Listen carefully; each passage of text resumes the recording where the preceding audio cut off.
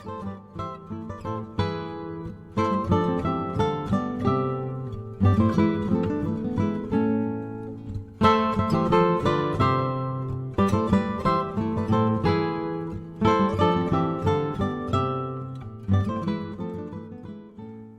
Tudor History and Travel Show is a podcast that brings Tudor history to life by exploring Tudor places and artefacts in the flesh. You will be travelling through time with Sarah Morris, the Tudor travel guide, uncovering the stories behind some of the most amazing Tudor locations and objects in the UK. Because when you visit a Tudor building, it is only time and not space which separates you from the past. And now over to your host, Sarah Morris. Hello my friends, it's Sarah the Tudor Travel Guide here, and welcome to this episode of the Tudor Travel and History Show. It's lovely to have you here once again. Now, February is a month in which we remember the execution of 3 queens. Of course, we have Lady Jane Grey, 9 Days Queen. We have Catherine Howard, and then, of course, Mary Queen of Scots, who was executed at Fotheringhay. And this show is in memory of her. Now, for those of you who've been listening to the show for some time, you will remember that last summer I managed to escape north of the border despite all the restrictions associated with COVID. I found a window in time, dashed north of the border and went in search of this most romantic and dramatic of stories that surrounds, of course, the Scottish Queen. And during the course of my travels, I became aware of a long-term and indeed very fascinating project that's been going on at Glasgow University, which was all around the memorialisation of Mary Queen of Scots, which of course means how we have remembered Mary Queen of Scots, or how she has been remembered through the centuries. And in fact, as you will hear in today's show, it's a really interesting story.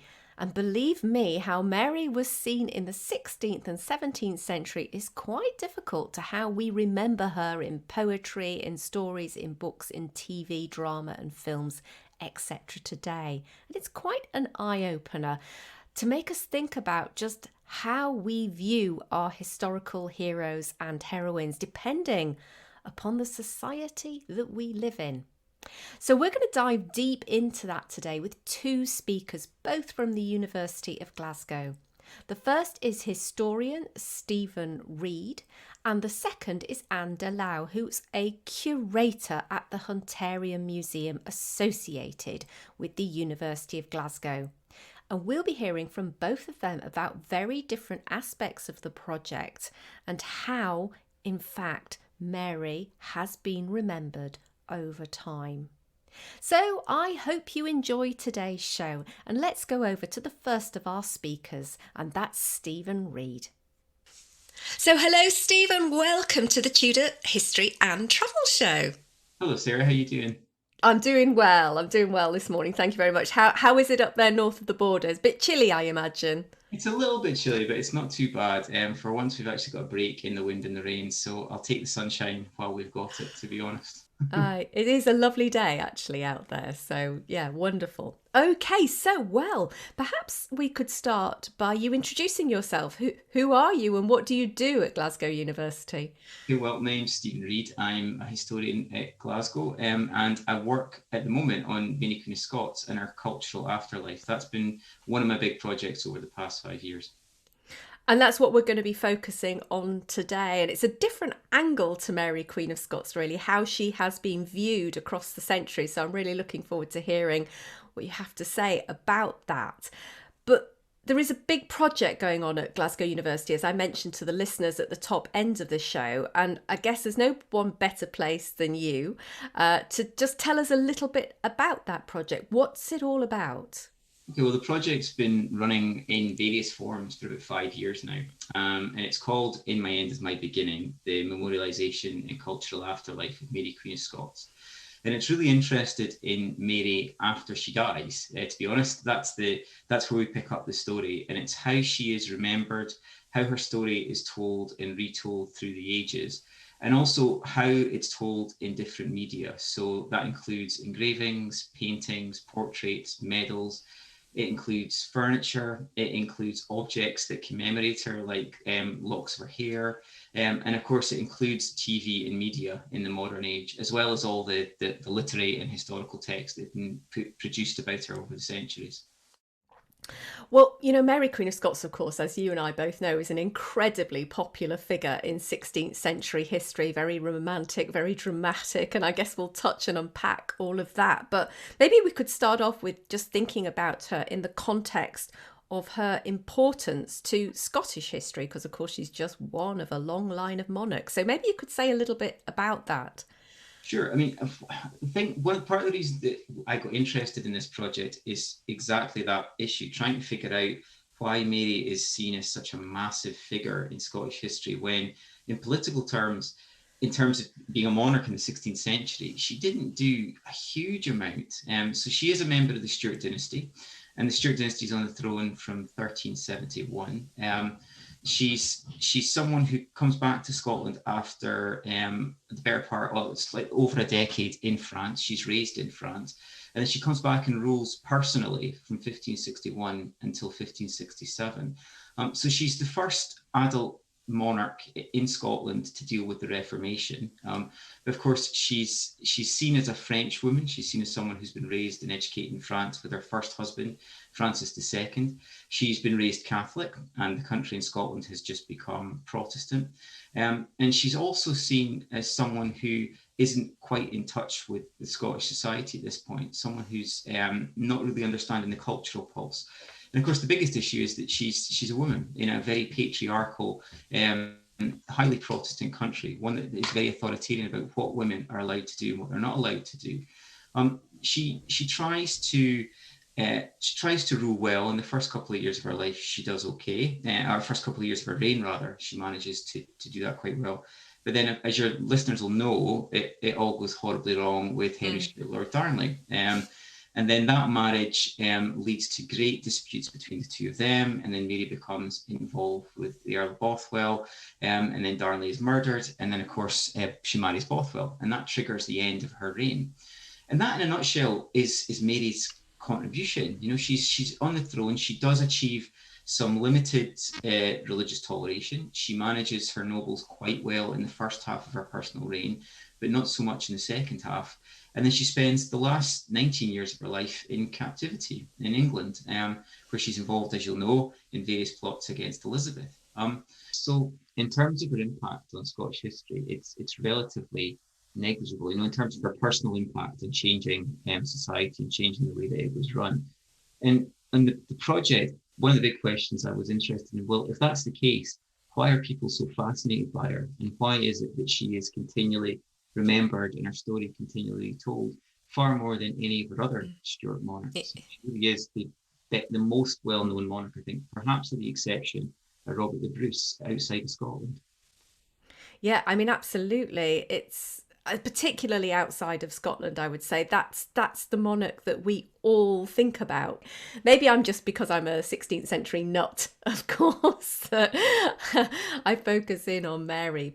Maybe I'm starting at the end of the story by talking about a very recent film, but it's just at the forefront of my mind, and that, of course, is the latest Mary Queen of Scots film. And it was quite controversial. It certainly wasn't everyone's cup of tea. Why do you think that was?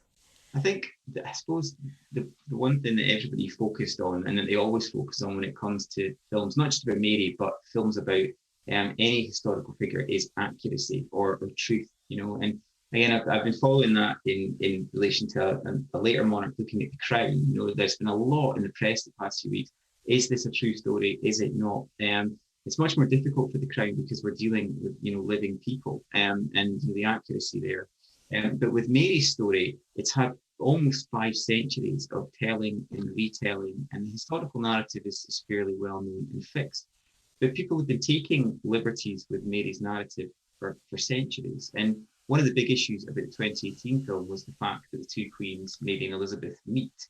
But that's nothing new. That's been happening in plays and in operas since the late 17th century. You find it happening in Friedrich Schiller's Maria Stuarta. You find it happening in Donizetti's opera on Mary. And it's become a motif that appears again and again in the stories, because trying to tell a narrative about Mary and Elizabeth, it's very unsatisfying for viewers if the two queens don't meet at some point. That's usually the climax. A couple of plays have tried to present them, in parallel on the stage together without ever meeting, but it never quite works. So for an audience, that part of the story, it has to happen.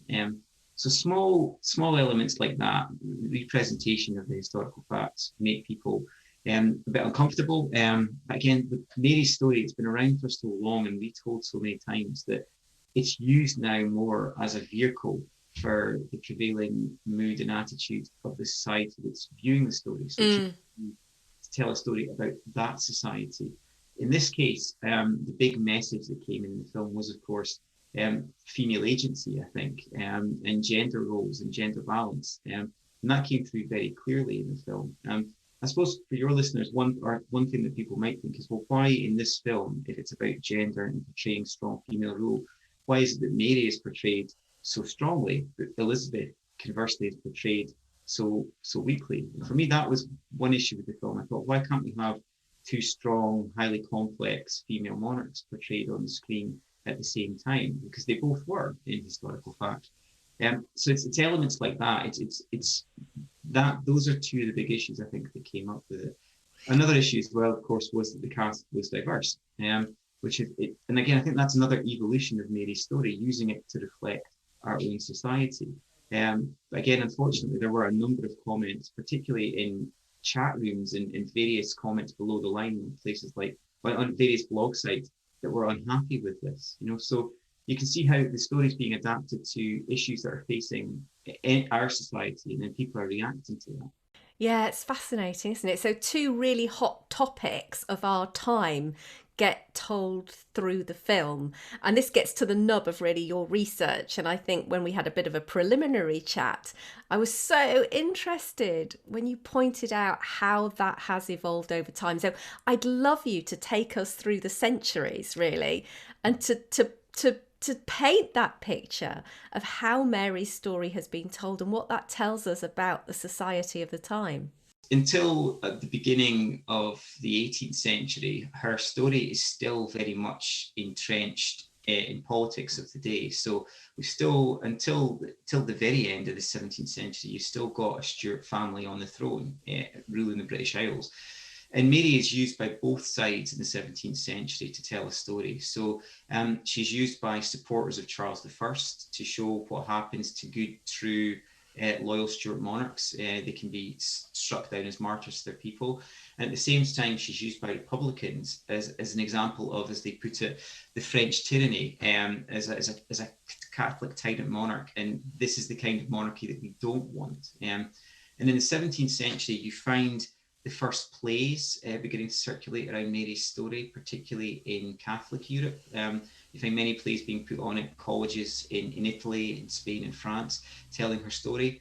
You also find that in the 17th century, Mary is commemorated in woodcuts and engravings because they're easy to produce, they're relatively low technology, and they can be disseminated quite quickly. And they all portray Mary in various forms as a Catholic martyr. And as the century goes by, that iconography becomes more complex. You start to see her presented with skeletons, with her holding an executioner's axe. You see her with the arms of Scotland, England, Ireland, and France to show that she's royal.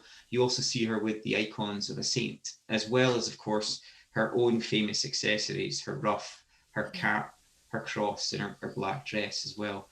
So you see that happening in the 17th century. And in the 18th century, particularly once Jacobitism begins to die away, her political importance lessens, and she really starts to move into the territory of a historical and literary figure.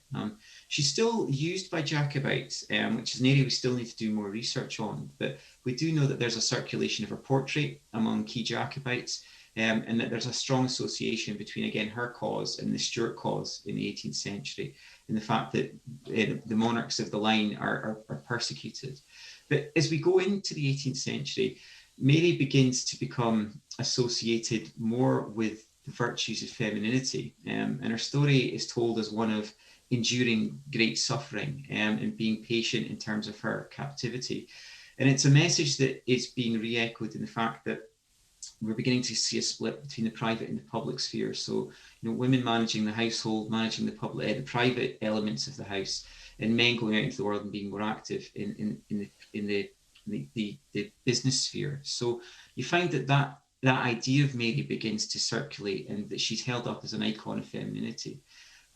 In the Victorian period, things get really, really interesting. She is still seen as an icon of femininity, an icon of beauty, but we find people dressing up as Mary everywhere. She's a real perennial favourite at costume balls.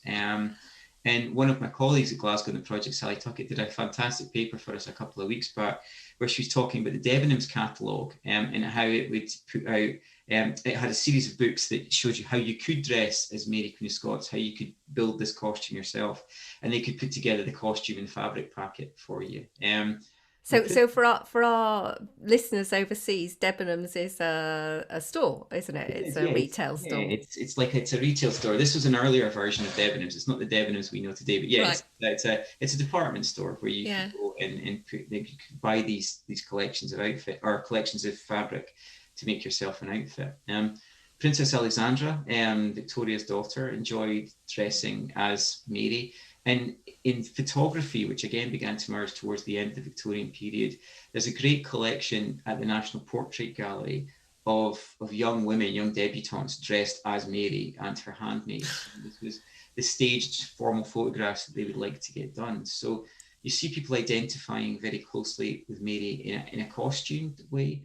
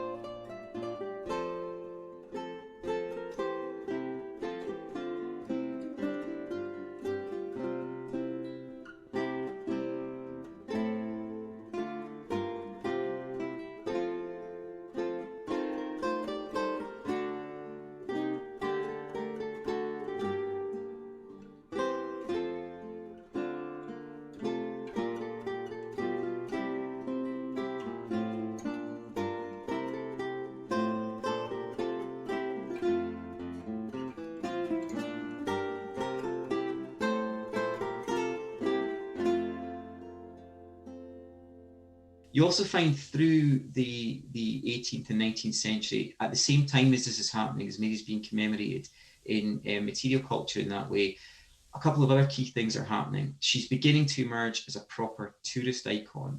So you start seeing tours being done at Holyrood House in Scotland, so the Royal Palace in Edinburgh, where Mary's apartments were, where the Rizzio murder happened. And there's a bed that belonged to the Duchess of Hamilton that gets co-opted into the story. It's stored upstairs in a spare room, and then people mistake it for Mary's bed, and then a whole mania develops over this bed for a couple of centuries, the famous Red Bed of Holyrood, which only dies down in the mid-20th century when they finally debunk it and realise this isn't actually Mary's bed at all. Right. But people do come and view it. So tourism begins to pick up. And you also find the beginnings of the critical history around Mary. But in the 18th and 19th century, that's still very gender heavy. It's still very, what you find is it's a lot of white men writing about Mary and saying looking at it very paternally, saying she's either a very a poor girl who's been seduced and sort of led astray, or she's very wicked, she's very wanton, and it becomes judgmental rather than objectively historical. I suppose finally in the 20th century, that's the age of mass media, and Mary begins to appear in a host of TV shows. She's in the most recent one being Rain, which again is a 21st century show, but it's the latest in a long line of TV specials and shows that showcased Mary. And there have been many, many films. People will know the Katharine Hepburn film, they'll know the Vanessa Redgrave film, and they'll probably know the recent one. But what they probably won't know is there was a 1940s film produced in Berlin that was a piece of Nazi wartime propaganda, showing Elizabeth in a very poor light and showing Mary in a very positive light. Das Herz der Königin, I think it's called, The Heart of a Queen. And again, you can watch that online. It's very interesting. Wow. Why did the Nazi regime want to portray? I can see why they might want to portray Elizabeth as a weak individual, but what was the reason behind portraying Mary as the kind of the strong queen? Well, I think in this film, it's not so much that they're portrayed as weak and strong. It's more that it's tying into the European tradition of Mary's portrayal, which again is seen as a Catholic martyr who is persecuted by Elizabeth as a Protestant and is the ruler of England. So Elizabeth's portrayed in quite a vindictive and unflattering light, and Mary is portrayed in a slightly more softer light. But I suppose the key thing is that is another narrative, another strand of this retelling, that Mary has a history of being seen as a Catholic martyr, being seen as very sympathetic on the continent is part of this story. Elizabeth's viewed with hostility, and that film gives that form. It's trying again to show, by extension, that the British government is hardline, that it's aggressive, that it persecutes, and it's really, I suppose, a metaphor for the different sides of the war, or at least that's what I think is trying to do. Again, there's further research being done on that just now. Interesting. Now, you have obviously spent a long time thinking about this. I want to know what you think. Who is the real Mary, Queen of Scots? Can we tease that out 500 years in the future? It's really difficult. I think the problem with Mary's story is that it's binary from the start. And the issue is that from the very moment that she abdicates, and even just before that, there are competing narratives being put out, particularly by the King's Party, the party that are trying to put James into power and keep him there. And George Buchanan, who is the author of one of the earliest histories of her, and who writes all the literature that justifies her abdication, he's very aggressive about her and writes he's the guy who writes the black legend around her, the one that says she's an adulteress, a murderer, that she complies with Bothwell, she conspires to have Darnley executed. I think that she was raised to be a French queen, and I think that a lot of people do recognise that, but it shows that she really struggled to come back to Scotland and rule on her own to some extent. And she tended to invest her authority in her husband, I think, more than perhaps she should have. I mean, when she married Darnley, she very quickly realised that he was not a suitable consort, that he was not a suitable king. But by then, of course, she was married to him and the damage was done. So that was a real issue. I think she was very vivacious. She did have a clear facility to engage her people. And one of the great successes of her reign is the fact that she could travel on progress up and down the country, covered thousands of miles in her reign. And she would really engage with people at a common level, which again, generated great levels of affection. She was also a skilled Renaissance queen, and she knew how to put on events. She was able to put on a great range of outdoor festivals, both in Stirling and in Edinburgh. I think she had great skills there. I think that she perhaps was too trusting, too naive, perhaps took at face value a lot of the correspondence that passed between her and Elizabeth. And I think that if the core issue is how far she was involved in Darnley's murder. And again, when I teach this to my students every year, I really never know which way to go with it. I'm never 100% sure. There's definite evidence that if she didn't know about it, then she's very lenient with Bothwell. I mean, she's very lenient with Bothwell. And the timing of it all is very convenient. The fact is that she She goes to get her husband from Glasgow, brings him back to Kirkafield when he's very sick, spends some time with him that day, and then goes off to a wedding that night when he's murdered. And then is very lenient on the man who's widely suspected of being his murderer. So you look and you think, well, did she know something? Did she not? I think Jenny Wormald put it best in her study of Mary Queen of Scots, and she said, if Mary did know about it, then that makes her a murderess. But if she didn't know about it, then she was exceptionally politically naive and probably didn't deserve to rule, because most people in Edinburgh at that point were very much against, or at least most nobles were very much against Darnley. So it would show a stunning lack of political awareness if she wasn't aware on some level this was going to be happening. Yeah, it's a big whodunit, isn't it? Can I ask you to pin your colours to the mast? Did she or did she not know? I don't know. I think she probably had an inkling, as indeed I think most people who were involved in Edinburgh Noble Society at that point probably had an inkling too. So yeah, the evidence is so split that I still don't know to this day. But I think she must have had some idea.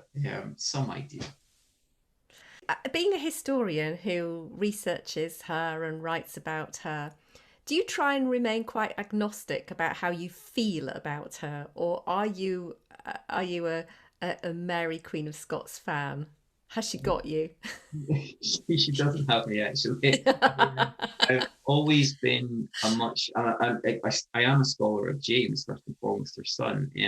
So I find it fascinating watching their early relationship, because James obviously grows to adulthood in the shadow of his mother. And I mean, I've done a lot of work recently on their correspondence, and I'm struck by how hysterical Mary becomes as he gets older.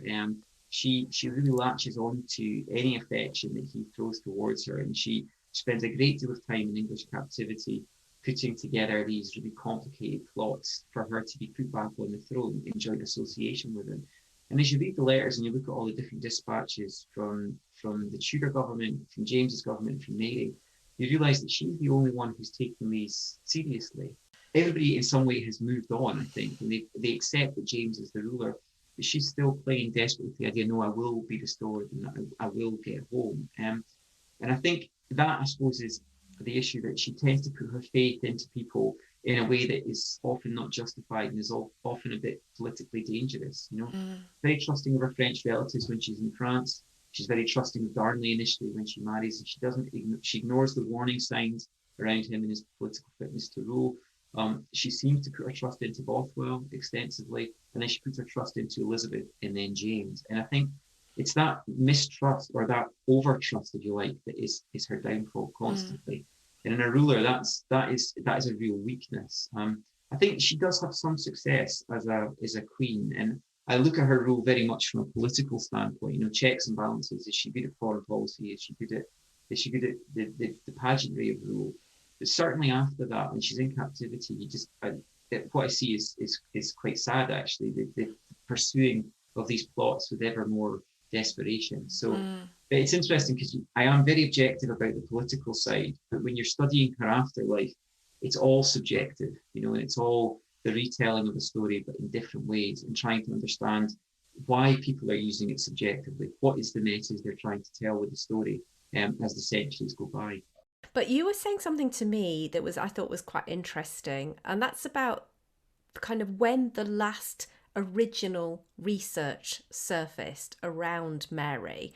Perhaps you could tell us a bit about that and how that's important or relevant to what we've been discussing.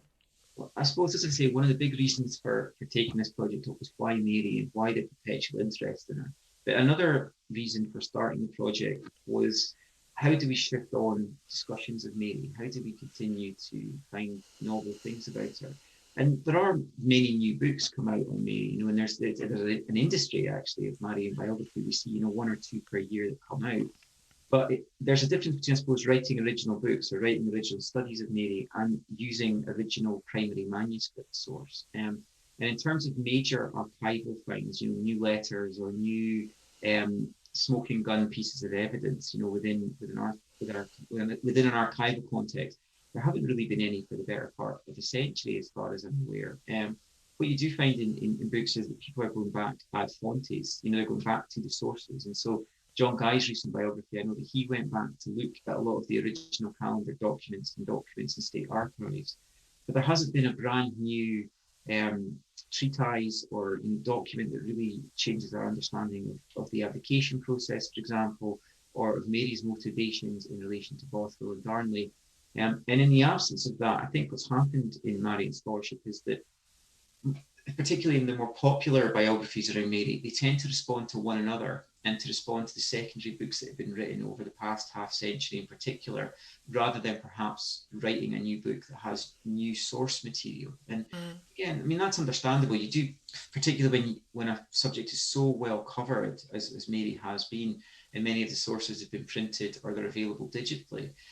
But for me, I think the key thing in this project was, well, how can we say something that is new about Mary, and what is the best way to do that? And as we did this project, and as it's gone on, we've just found so much material just spilling out everywhere, and lots of people have been in touch to put stuff onto the project blog, and just everything we find adds a new insight to the way that different communities have remembered Mary or interpreted her. So it's adding something new to her story. It's different, and it doesn't alter her narrative. It doesn't fundamentally change the story of her life, but it does tell us how people have received her, and it tells us why she remains so popular in cultural memory. Yeah, really interesting. So we're going to be hearing from Anne very shortly about different aspects of the project, but maybe you want to just give us a little flavour of what's coming up because you're coming towards the end of the project, aren't you? But there's still a little bit more to go. Yeah, so the project, as I said, started in 2015 with Anne and I talking about doing a small exhibition at Glasgow based on one of the first romantic historical portraits that we've got of Mary, which is the Abdication of Mary by Gavin Hamilton. And so the first couple of years we spent looking around the collections at Glasgow thinking, well, what do we have about Mary? And then we found a huge amount in the Glasgow collections that memorialises Mary. And then we opened it up to all the collections in Scotland. And we're now also involved with the British Library and the Royal Collections Trust. And so over the past 2 years, the project's been funded by the Royal Society of Edinburgh. We've had both private workshops with all the curators from these different collections who shared what they've got in relation to Mary in their holdings, and we've been putting together a master list of that. But we've also, in the past year with COVID, been having public online workshops, sort of big events with 50 to 70 people coming along to listen and talk about Mary and to hear panel experts. So they've just come to an end, all those workshops.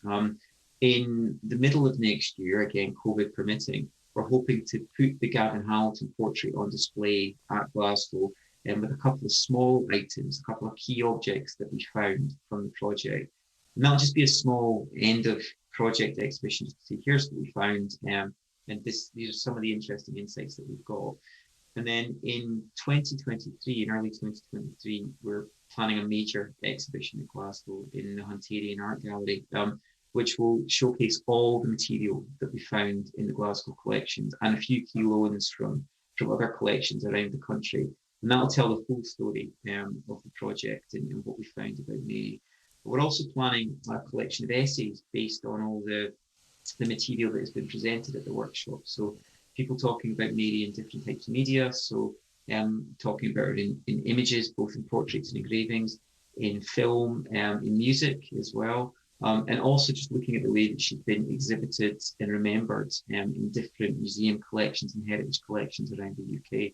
So the project in some ways is really just beginning. And one of the nicest things about it has been the online presence. The blog was something I decided to do earlier this year because of COVID. I thought we can't do anything else. Let's just put a blog together. And I thought it would just be a few blogs, but it's turned into a really big resource. And we've got blogs on there about Mary and Disney cartoons and all sorts of stuff. So that to me has been really nice. It's really collaborative and meeting all these different scholars working on Mary who share what they found about it. So two things jump out at me for people listening. The big exhibition in 2023, which I'm sure will be wonderful, and people who love Mary Queen of Scots might want to think about wrapping any trips around that. And of course, that will be up in Glasgow, right? Yeah, that'll be in Glasgow. But again, we'll have a big online presence. And that was the second thing. It sounds like there are lots of places online where people can see what you've been doing. And so maybe, Stephen, if you would, I'm going to have some show notes accompanying this blog, and it would be great if we could have some of those links that I can share with people. Again, people can, if they Google Mary Queen of Scots Project Glasgow, they should find it's the first thing that comes up. It's mqs.gla.ac.uk. But again, I'll send you the web link and people can take a look. There's over 20 blogs now on the site, so it's a lot of fun, and they're all very short and very accessible. That's great. So yes, folks, do look out for those show notes. I'll put links to those in the description associated with this podcast, and you can follow up at your leisure, including seeing the image, for example, of the painting you were talking about by Hamilton, the abdication of Mary Queen of Scots. Well, thank you so much, Stephen. That has been amazing. And to look at Mary from a different light. And it really has made me think about how we view historical characters as we move through, different times, different centuries, how society evolves, etc. So thank you very much for that. Very enlightening. You're very welcome, Sarah. Thanks for having me on. Now, if you're enjoying these podcasts, did you know you can support my work by becoming a patron of the show for as little as $1 a month? Yes, that's less than a cup of coffee a month. If you're interested, a link to find out more about the programme and the different levels of sponsorship available is included in the description associated with this episode. And while I can't thank you in person, here's a big mwah to say a massive thank you from me. So now it's back to the show. So let's take a short break before we go over and speak to our second guest of this show. In the meantime, let's go over to the TTG News Desk, where we can find out just exactly what news has been breaking in the Tudor month of February.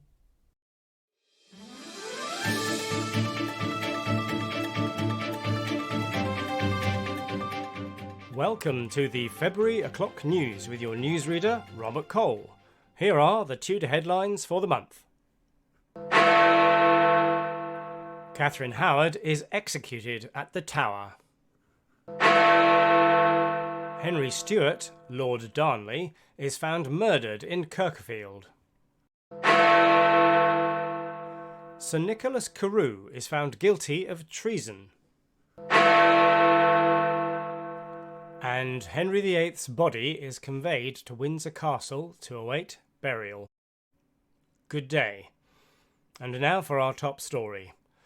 It was a sombre day in London today as the cannons fired across the Thames from the Tower, marking the death of Catherine Howard, the disgraced wife and queen of our good Lord King Henry VIII. The 17-year-old had already been stripped of her title as queen after admitting her guilt in her sexual involvement with Frances Dereham prior to her marriage to the King's Grace, and more recently for her adulterous affair with Thomas Culpeper, both of whom were executed on the 10th of December at Tyburn, having been found guilty of the charges laid against them. We will now link up with our very own reporter on the ground, Bess Cavendish, who was at the Tower to witness today's executions. Bess, can you tell us about the day's events thus far? Yes, good day, Robert. Well, as you say, not only is it a cold and bleak day here in London, but the mood around the Tower is sombre too. I think one would say that nobody disagreed that Catherine Howard deserved death for her betrayal and treasonous behaviour towards the King. But it was a pitiable sight indeed to see such a young woman, who once had the world at her feet, lose her life in such a violent and bloody way today. Indeed, Bess. What can you tell us about how the Queen met her end? Did she die well? Well, I should say that Catherine Howard died alongside her erstwhile lady-in-waiting, Lady Jane Rochford, who was found guilty of aiding and abetting the ex-Queen's treasonous affairs. The two women were brought, one after the other, out of their lodgings to the scaffold. The Queen, of course, was brought out first, as befitted her rank. It was clear that Catherine Howard had suffered much on account of her actions, And indeed, it's no secret that she has been given over to great bouts of tears and hysteria since her arrest at Hampton Court last November. I must say she looked particularly weak and pale as she was led out to the very spot where her cousin, Anne Boleyn, was put to death 9 years ago, and she had to be helped upon the scaffold. Neither lady spoke much other than to utter their lively faith in the blood of Christ, and with goodly words and steadfast countenance they desired all Christian people to take regard unto their worthy and just punishment with death, for their offences, they say, were against God, in breaking all of his commandments, and also against the king's royal majesty, wherefore they said they had been justly condemned to die by the laws of the realm and parliament. The late queen, in fact, admitting that she deserved to die 100 times over for her offences against her sovereign lord. Both ladies asked those witnesses present to take example from them for amendment of their ungodly lives, and that they should gladly obey the king in all things, for whose preservation they did heartily pray, and ended by willing all people to do the same. Before dying, each lady commended their soul to God, and thus, yes, Robert, they did meet a good Christian end. Of course, after the Queen had been executed, Lady Rochford was next, having her head smitten off with a single stroke of the axe. The bodies of both women were then taken away and are to be buried under the ground in the chapel of St. Peter ad Vincula. And what of the King's Majesty? Where is he? And how is he likely to receive the news? As far as I'm aware, Robert, the King is in residence at his palace of Whitehall, where he has been in sombre mood by all accounts. However, I hear tell that the King intends to celebrate the end of the woman who he feels has so deeply betrayed him, with great feasting in the run-up to Lent. Of course now, all attention has been turned towards who will fill Catherine Howard's shoes as the 6th wife of his King's Grace, for it is said that His Majesty still craves more male children to secure the future of the realm, and of course of the Tudor dynasty. Well, thank you, Bess, for that rather sombre report. All that remains for me to say is to wish you good day on this somewhat dark day, and we will be back in March with all the latest Tudor news.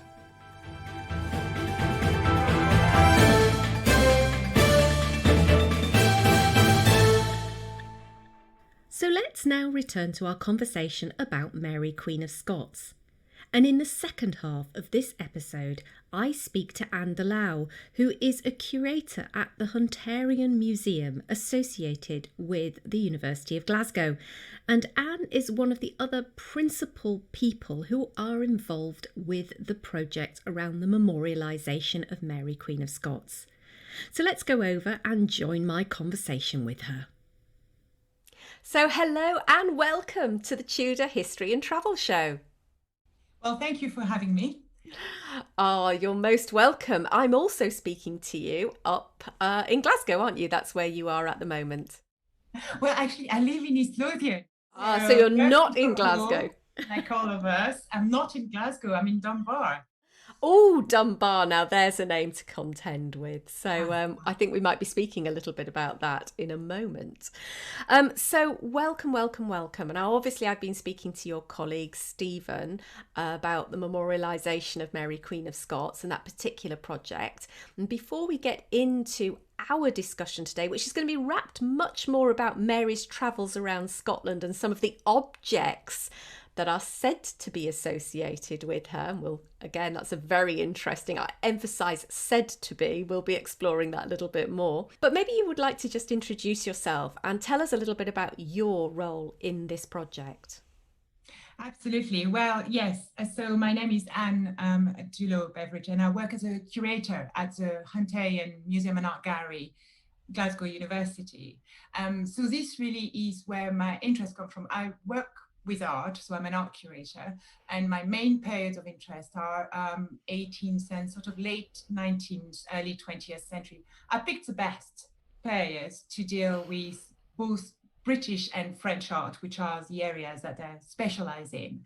And when I started working at the Hunterian a long time ago now, almost 2 decades, one of the first paintings that caught my attention was a work by a Scottish painter who spent most of his career in Rome called Gavin Hamilton. So he lived in Rome from about the mid 1750s until his death in the late 18th century. And one of the paintings that we have is an abdication of Mary Queen of Scots that was commissioned by James Boswell, who is best known, I suppose, for having written the biography of Dr. Samuel Johnson, the author of the English dictionary. And it's a really interesting painting in the sense that it shows the Queen rather distressed, being forced to surrender her crown to 3 men. So when I said to our then director that I would really like to do a sort of in-focus show around painting, where the painting would be the centerpiece, and then we would maybe bring a few objects around it, like the paintings that may have inspired the face of Mary, the one that Gavin Hamilton, the painter, would have looked to, and maybe look at the description of the Scottish regalia as the Scottish crown is represented, because obviously the painting is about the abdication, whether it was a real Scottish regalia or an interpretation, whether the painting was actually representing Lothian castle where the abdication took place faithfully or not, whether she was dressed in a 16th century manner or not. So all those questions were what I wanted to look at. So the painting is what started it all, really. Yes, my role is really to bring in the knowledge that can come from objects and their understanding. That's really interesting, the fusion of objects from the more academic point of view. I think that's a fascinating way of approaching things. We are going to be, as I mentioned, sort of going in the footsteps of Mary as she travelled around and left objects at various multiple places around Scotland. But are there any objects particularly in the collection that speak to how Mary has how she's been perceived differently? Because we were talking a lot with Steven about how she's been seen differently throughout the centuries. What other, you had the painting that you were starting on. Were there any other objects that you had in the collection that were particularly of interest? Well, it's a very interesting question, because when we started the project, I was really aware of that painting in our collection. We have a few prints that are, some of the earliest ones are from the early 17th century, and we go right up to the mid-19th century, but we're talking about 8, 9 prints, portraits of Mary. So it's not a huge group. I mean, the National Gallery of Scotland, for example, has purchased, and I think it was very clever of them, an album that was put together in the late 19th century, and that encompasses 270 engravings after portraits of Mary Queen of Scots. So it's for anyone who's interested in Mary Queen of Scots, that is the album to go to, and it's kept at the Scottish National Portrait Gallery reading room in Edinburgh. But anyway, so one of the first things we did with Steven was to look at the university collection and see what else there was. And this is when we realized that the Hunterian actually has possibly the best collection of coins from Mary's time. And that's a very interesting way of finding out more about her historical figure. So the coins that she published during her very short reign, and that were published as she was growing up as well, really helped to get a better understanding of her as a queen. And there's very little research that has been done. So that will be one aspect of the project we're working on, is to use those coins to get a better understanding of how she wanted to project herself within her lifetime. And then the archives and the University of Glasgow Library Special Collection Department have a real wealth of material, and that's where the real treasures are. There are books that were published during Mary's lifetime about her, against her, or for her, and throughout the centuries there is an absolute wealth of material as well, very rare books, as well as material linked to theatre. So there's hundreds and hundreds of objects, and one of the purpose of this project has been to create a census of all this material that we hope will be available for publication online when we have our Mary Queen of Scots and the University of Glasgow exhibition in 2022. At the moment it's November, but things are so fluid just now. I'm not quite sure. Can I ask you something? This might be a little bit of a rabbit hole we're going to go down, but it's going to be a brilliant one. And that is the appearance of Mary, Queen of Scots, because one of the things that I see when I look at a lot of the pictures, particularly the 18th century pictures, she doesn't look like Mary, Queen of Scots to me. But then again, who is the real Mary, Queen of Scots? Can you just talk a little bit about the accuracy of her image? Yes, well, that's a $1 million question, isn't it? I mean, the National Museum of Scotland had an exhibition around Mary, Queen of Scots. I think it was back in 2013. It was quite a while ago now, where they really tried to get to grip with what Mary may have looked like. And you may have seen the image that was created by wizards of technology, I call them, because I don't understand technology very well. I know what you mean. But they used her death mask as well as the few images during her lifetime that are thought to be most accurate to try and recreate her face in a 3D way. The face that they came up with inevitably is rather generic, of course, because it's just technology has moved on miles, but it still is not there to give you a really a representation that feels right. In terms of the actual images of Mary, there are a few drawings from her lifetime, some of them in French collection, some of them in the Royal collection, that are considered to be the most accurate one, and they were made by artists who were well known for being very faithful to nature rather than trying to capture a kind of an allegory of Mary, shall we say. But it's very difficult. I mean, even down to death masks. One of the things that I've been looking at were death masks of Mary, and death masks were some things that were really commonplace at the time for historical figures. Well, I'm going to try and put it in a nice way, but as soon as they're dead, I can't think of a better way to put it. You would just use plaster to take an impression of their face, because that would be the most lifelike representation you could ever have of a person. 4 are known to have been made of Mary straight after the execution, and we know the location of 2 now. So one of them is at the Mary Queen of Scots house in Jedburgh, and the other one is in a private collection, Lennox Glove House, which is just outside Haddington in East Lothian. And so they would be made, and they would be plain plaster to start with, and then they could be painted. You could have hair, you could have a headdress, you could really transform them into something else. The one that is at Jedburgh actually has hair and hairstyle. The one that is in Lennox Glove has been left more simple. They look very different. So supposedly they're made from her face. There are 2 of the 4, but they are so very different. So that shows us that really it's just impossible to know what she looked like. We are going to have to use our imagination. And there is even a theory that the one at Lennox Glove is would be one of the lady of the houses that has conveniently been renamed Mary Queen of Scots. So that's one of the things I've been finding fascinating about the project, is to try and unpick your way through all those kind of truths in between brackets. And sometimes there are objects that are absolutely not associated with her that may very well be, but more often it's a legend because she has such appeal. So, and we're definitely going to be talking a bit more about that. I've got a feeling we could just spend probably the rest of this podcast talking about death masks and so on and so forth. But really, we have a different plan and a different way we want to travel. And travel is a good word because, as I was alluding to, Mary travelled extensively, didn't she, around Scotland. And so because of that, she, I believe, left or supposedly left lots of different objects scattered around Scotland. So we're going to get to the objects towards the end of our chat, but perhaps you could touch on a little bit about Mary's travels around Scotland. Where did she go? Why did she go? And what did she do when she was on progress?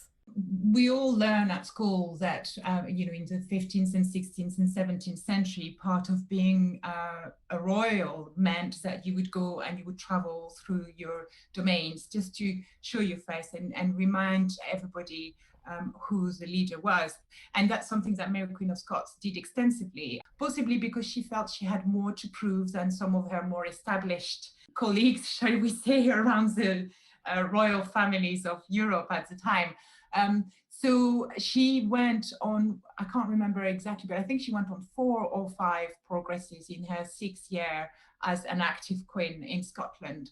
Most of them were directed towards the north and west of the country, which is where she felt that she had to establish her authority most. I think the whole idea of the clans that we know could be troublesome was something that she was very aware of that, and going physically there was a way of renewing allegiances and so on and so forth. But we know she did go to through East Lothian and the southeast of Scotland on at least one occasion, and it's one of the last one that she did. Now, there are very useful records regarding those progresses that are in the Scottish Record Office in Edinburgh, and they allow you to know how many people she took with her, what it meant to the people that she visited, because it sounds very glamorous to have the Queen coming, for 10 days and staying with you, but it came at a huge cost for the host, and it actually could potentially put you in financial difficulties if the Queen really enjoyed her stay and stayed a bit longer. So there are all sorts of different aspects that are really interesting to take into consideration. I wish I'd been there just to see what must have been a really fantastic kind of procession passing through the land, the Queen and in her carriage and all the retinue in the back and so on and so forth. So it must have been so glamorous. So yes, I'm right with you there, Anne. No, I think it would have been fantastic to see. But the one progress that we have a little less information about, because the accounts haven't survived, and this kind of what sounds like a very boring document but can really bring it to life. They haven't survived for the East Lothian progress. So we know that she left from Edinburgh, she went to Jedburgh in the borders, and she came back, reaching the coast at some point around Eyemouth or something along those lines, and then going down the coast. It might be worth just saying, for those folk who maybe are not so familiar with Scottish geography, maybe you could just tell us where East Lothian is. So yes, it is in between Edinburgh and England, basically on the southeast coast. Thank you. Thanks. That's going to be very helpful for folk, I'm sure. So you were saying about some of the places, some of the important castles or stops along the way. Maybe you could highlight a couple of those and tell us a little bit more about them. Absolutely. Well, I'll start with a kind of Scotland-wide. When I first started looking at where objects associated with Mary were, there are 4 places for anyone who comes to Scotland that you have to go and see. And you can go and see them because even though some of them are in private hands, they're all open to the public. And we've got Inverary Castle, which is on the northwest coast. So it's about an hour from Glasgow, and it has letters that were written by Mary Queen of Scots to one of her supporters, who was the Earl of Argyll, and it's really moving to see those letters written by her, not by her secretary, and they start when she's quite young and they finish when she's a young woman, so they really cover all her life. And for me, it just was very special to be able to go there and just to see her handwriting and to picture her corresponding with the Earl of Argyll. But maybe it's not the most striking. What is really striking is to see some of her personal jewellery. So on the Isle of Bute, again, on the west of Scotland, there is Mount Stuart, which is a residence of the Marquess of Bute. And the family has connection to Mary, Queen of Scots. So they do have a few objects associated with Mary. And one of them is a beautiful ring that was owned by her and that was purchased in the 18th century by one of the Marquess of Bute's ancestors. And it's a prized possession today, but they also have something that's a bit more gruesome, which is a description by an eyewitness of the execution of Mary Queen of Scots. And that's a really important document because it gives us one of the only eyewitness description of what happened. I want to say blow by blow, but I'm not sure it's appropriate in this instance. So there are places like that one can go and really view some of the objects that are closely associated with her, or allow you to get a better understanding of who she was and what her life was. Can you describe the ring for us? Because obviously jewellery is a wonderful thing and it's such a tangible object. The ring is gold, and it has a kind of it's like a small square, so a bit like a chevalier, a bit like a signet ring, if you see what I mean, which in fact probably it was. And it has the arms of the queen, but it's in a blue setting rather than being in the usual kind of so it's a blue colored stone. There is another ring that's actually more striking than that. That one is very interesting, but it's a bit simple. It's a signet ring. The one that is in Lennox Glove House, which also has the death mask, is an aquamarine, and that ring is really striking. To us, it probably would look like a jewelry piece because it's quite big. So it's thickish silver, it's silver or white gold. I'm not quite sure actually. How do you call it? The actual ring itself, and it has some engraving on the side. It looks like scrolled leaves.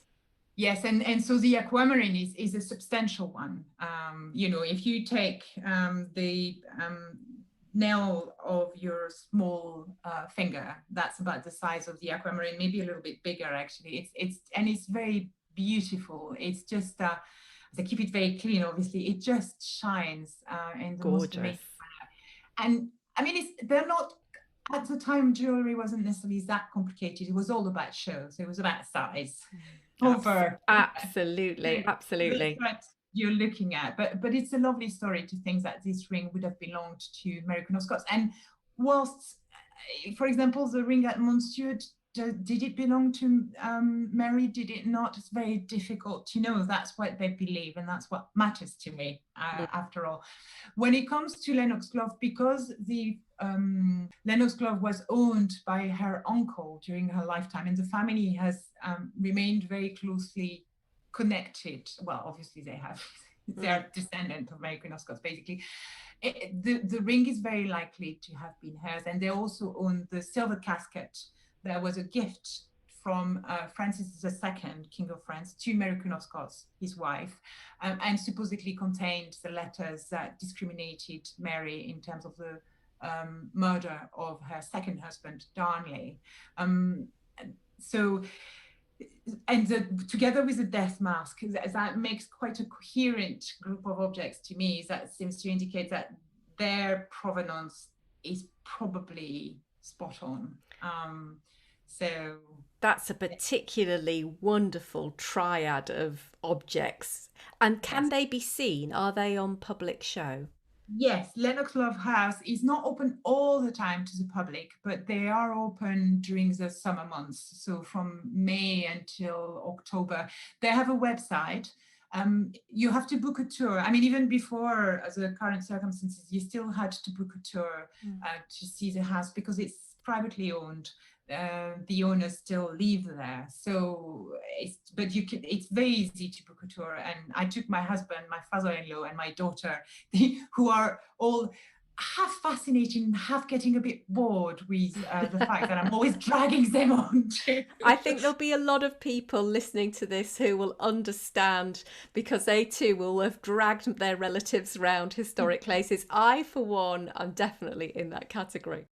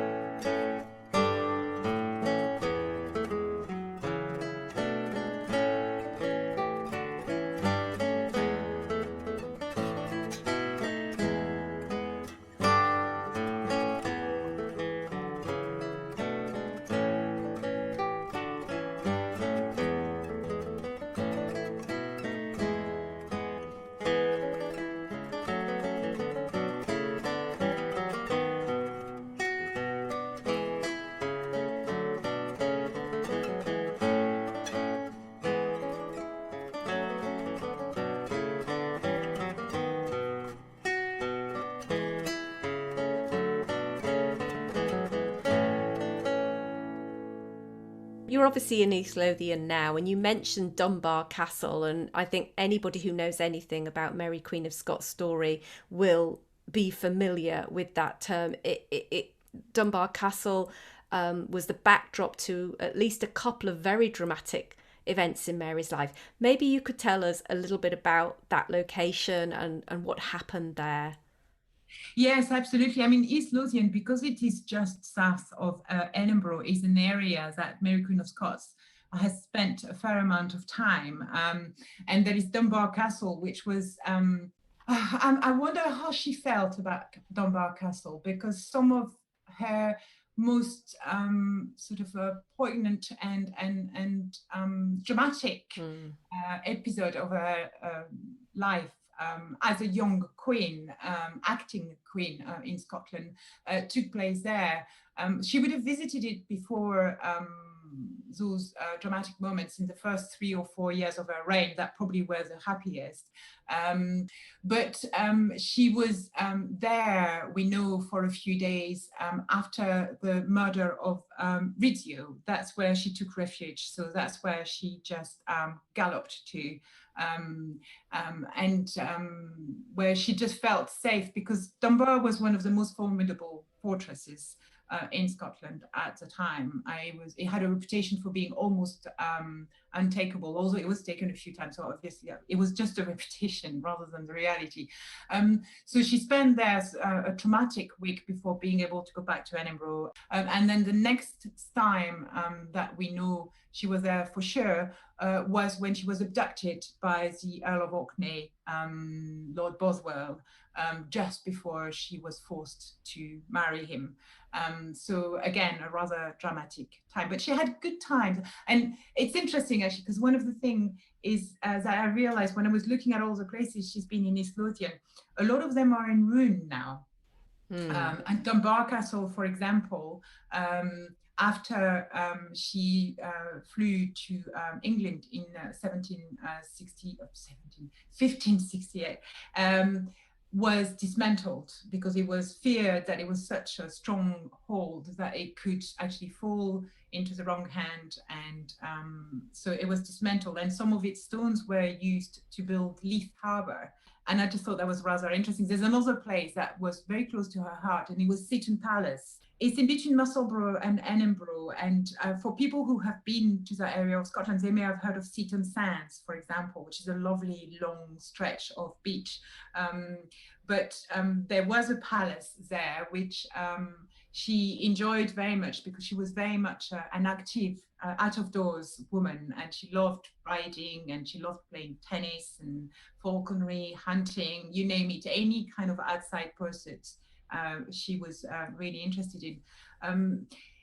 And that palace that she spent many happy years in was actually destroyed, not during her lifetime, much later, but during the first rising in 1715, when the Jacobites tried to regain power for their exiled king. So it's no more as well. So there's nothing left to see of that palace. Very little. There is a little bit. There's like a lintel at one point, and you can see the arms of Scotland on it. But so it's a nice walk. It's a bit like Dunbar Castle. Well, poor Dunbar Castle was dismantled, and then in the Victorian time, whatever ruins were left were blasted through to build the new harbour, the Victorian harbour in Dunbar. Oh no!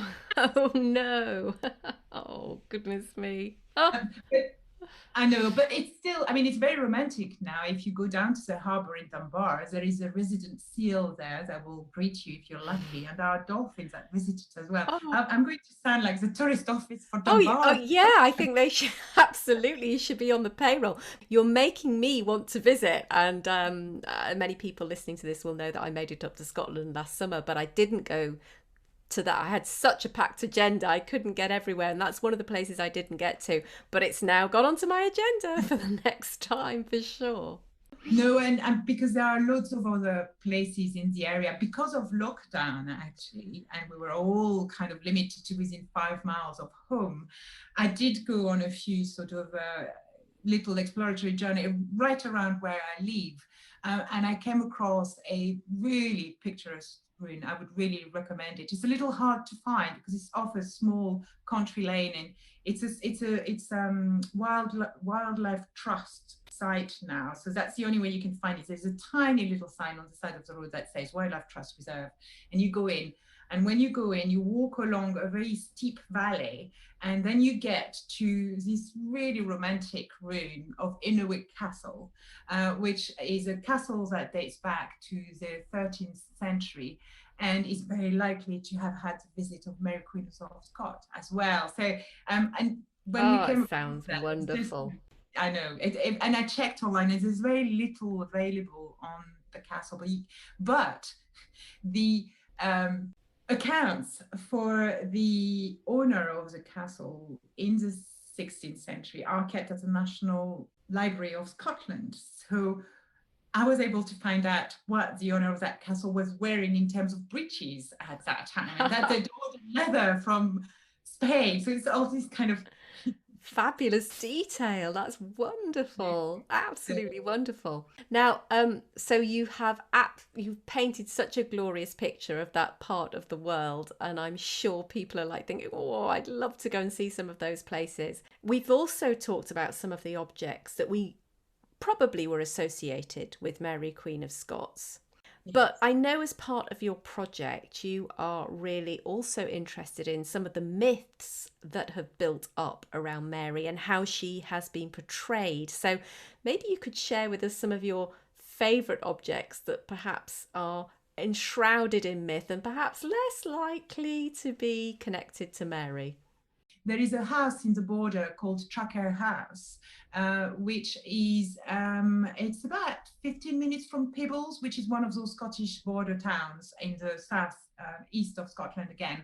And Traquair House is owned by the Maxwell Stuart family, who have got a strong connection again to the royal Stuarts. And they have this association with Mary Queen of Scots. Mary Queen of Scots stayed there. She was invited to go hunting in the area, as there was very good hunting at the time. And as part of the house is privately owned, but you can visit it. It's a little bit like Lennox Love, but you can go and visit, and they actually have a cafe and so on and so forth as well. And they have displays within the house with some of the objects that are associated with Mary Queen of Scots. And I love them because they just pick your imagination. So there's a shoe, for example, just the one. So obviously she lost one shoe at some point. And it's a lovely idea that she would have forgotten or lost one of her shoes as she was visiting, but the shoe is 17th century. It's very, if you know anything about fashion and you're a fashion specialist, you can straight away say, no, that's just the wrong pair. So that's a myth. And then they had two purses as well. So one of them is made of, this metal chain, if you can picture it. So it's metal chain. It's about the size of a small handbag, and it has some embroidery on it. And supposedly it would be her purse. And it looks like she would have been very careless because it's not just one, but two purses that they have. Right. So, and the other one is smaller and it's made of material and it's embroidered. Again, I've shown the pictures I've taken of those purses to a colleague of mine, Sally Tuckett at the University of Glasgow, who is an art historian who specializes in fashion throughout the ages, and she was very dubious as to whether this could be 16th century. It's very unlikely, but I love the idea of having purses of Mary Queen of Scots lurking around private collections in Scottish castles. And quite rightly, as you say, I mean, I'm very apt to lose my purse, but I would never lose two in the same place. Yeah. So, but what does this tell us? Obviously, as you say, Scotland is littered. I think we were talking earlier, and you were saying practically every place in Scotland has an item associated with Mary. What does that tell us about how people are trying to capture her memory and, her story? Well, in some ways we can go back to the painting that started the whole project, because when I started looking at that painting and talking to Steven about it, we also, I was also pointing out to him that the founder of the Hunterian, William Hunter, who was an anatomist. He was an obstetrician. He's the one who brought all 13 or 14 of George III and Queen Charlotte's children into the world, delivering them safely. So a medical man, a science man who wasn't romantic at all. He was a very down-to-earth, empiricist kind of character. But he was very interested in collecting. He had a absolutely excellent library to support the collection that he brought together. He had an interest in Mary Queen of Scots. I hadn't really clicked before we started this project that he had an interest, but he had gathered books that were really either defending her or attacking her. So he was obviously trying to find out who the true Mary was. And in his personal possessions, which unfortunately didn't stay with us because they were sold at his death rather than the content of his collection that were gifted to the University of Glasgow, he had a ring with a cameo of Mary Queen of Scots. So that tells me that he had a sentimental involvement with the Queen, and he was obviously pro her. I don't think someone who thought that Mary Queen of Scots was a harlot would have had a ring with a cameo of her in his personal possession. And that brings me to the point that in the 18th century, when that painting was painted, it was the first representation of Mary Queen of Scots as a historical figure in painting, and it opened the floodgate for many representations of Mary in the 19th century. William Hunter was among those collectors that really started to look at her and her history in a pragmatic point of view, even though he was probably romanticizing about her as a queen, but he kept that to his for his own private life, not to share likely his libraries that was intended to go to the public. And that's really a key turning point in the late 18th century, where there suddenly is this really strong interest in trying to work out who she was. In the 19th century, some of that interest became really romantic. And so that kind of romanticized vision of Mary evolved in the 19th century, and it has never left us. But in parallel, there is also that will to try and work out who she truly was. We'll never know, but we can't help it. We try, and it's valid to this day. I think there are those two kind of complementary ways of looking at Mary's Queen of Scots and at what she represents. So for some, she's just this wonderful romanticized figure, the tragic heroine by excellence, and for others, she's this fascinating enigma that can wear very many mantles. Mary could almost be whoever you want her to be. It's one of the things that we want to do to finish this project is to look at making Marys right up to the present day. And there are still artists today who are representing her in all sorts of different manners. So that great appeal started in the 18th century, and that's what's so fascinating. I'm not sure I've answered your question. I think you have, but I want to ask you a question that I asked Stephen, because you've both been immersed in looking at how lots of other people have been representing Mary over several centuries. But I think the question is, what does she mean to you? Who is she to you, having spent all this time looking at objects and paintings and reading letters associated with her? Yeah, it's an interesting question, because so when I started with the project, Mary Queen of Scots was, from my perspective as a French person, just in case you haven't picked with my accent that I'm French rather than British, as a French person who grew up with this romanticized idea of Mary Queen of Scots through the writing of people like Sir Walter Scott and others, I came at this project with the young me who was fascinated by this romantic figure, and who doesn't like a romantic figure? And she's such a great one. Who would believe that if it was a plot in EastEnders, we'd think they've pushed it too far, with what happened to her in those 6 years. So, and again, I'll just say, for those people who don't know, EastEnders is a soap opera that we have here in the UK. I'm not sure how it reaches worldwide, if it does, but that's what EastEnders is all about. I've become so British that I just take EastEnders for granted. It's wonderful. So that's how I started, but knowing that I was going to discover the real Mary, so I thought. But 2-3 years into the project now, I'm confused. I don't know. What I know is that we will probably never be able to tell who the true Mary was. I'm almost wondering whether she actually didn't want us to know who the true Mary was.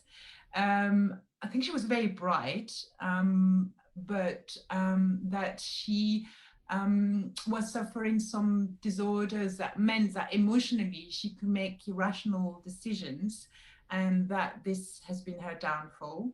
That much I think is obvious nowadays to us. But as to who she truly was, yes, I don't think we will ever find. But what I find absolutely fascinating is the journey that the objects associated with her take you on. And I don't really care whether an object was hers or not. What I find fascinating is the story, what people have made of it, what it means, and how it can take you to places you never thought you would go to, or make connections that you never had preempted. So it's a fascinating journey. That's much fun to me. So the enigma of Mary, Queen of Scots continues. And I love the fact that actually in some ways, the more time you've spent with her, the more enigmatic she's become, which I think is really interesting. So, and I think that's also a really lovely way to kind of leave our conversation today. So thanks for sharing some amazing places to go and see and objects to go and look at that will bring us closer and connect us to, and help us maybe try and make our minds up about who is Mary, Queen of Scots. Absolutely. Thank you for having me. It's been a pleasure. So that's a big thank you from me to Steven from the University of Glasgow and Anne from the Hunterian Museum for shedding a slightly different perspective on the history of Mary, Queen of Scots. Now, as ever, there will be a link in the description below which will take you to the show notes on my blog, The Tudor Travel Guide, where I have included many, if not all, of the links mentioned in this show, alongside some additional images and bios of both Steven and Anne. So you can check out that if you want to follow up on any aspect of the conversation from today's show. Remember, you can support my work via my Patreon program, where various levels of sponsorship are available starting at just $1 a month. Check out all the details of how you can become a patron in the link included with this episode. Oh, and don't forget, you can become part of my closed Facebook group, where fellow time travellers like you hang out with each other and with me, and we share some of our favourite things about visiting the UK, from great Tudor places to visit to the best way to take your cream tea, from the latest travel news to how to enjoy a traditional Sunday roast. So if you're an Anglophile, don't miss out. Make sure you apply by clicking on the link below, and I'll look forward to seeing you there. So I think that is all for today, folks, and of course I will be back later on this month with the second episode of Travel Essentials. And as ever, if you are starting to plan any trips to the UK and you have questions that you would like either myself or Philippa to answer, then make sure that you get in contact and we will do our best to do so. Thank you for tuning in to today's episode of the Tudor History and Travel Show. If you've loved the show, please take a moment to subscribe, like and rate this podcast so that we can spread the Tudor love. Until next time, my friends, all that remains for me to say is happy time travelling!